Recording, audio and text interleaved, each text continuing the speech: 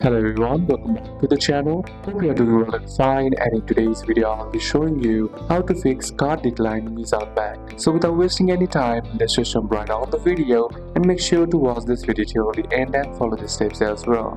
So the first thing that you can do is check your account balance. To do it, simply head over and open up your Meezan Bank application. Then once you're inside there, what you need to do is log in using your username, password, and then tap on login. Then once logged into your account, what you need to do is make sure to check your available balance. Sometimes if the balance is low, problem arises. And next is make sure your debit card is active. Sometimes the card is temporarily blocked, so what you can do is simply head over and then tap on the more icon on the bottom right corner of the screen. Then inside select cards. Then select your debit card and check if it shows active or if it shows blocked or disabled. Then simply tap on it to activate or enable it. Next method is enable online ATM or post transaction. Meezan Bank allows you to control where your card works, so what you need to do is simply head over and open up your application once again, then select card management, and inside card management what you need to do is simply scroll down and enable e-commerce, online payments, post transaction, ATM withdrawals, and international usage. Then you can also check daily transactions limit by simply scrolling down and select manage card limits,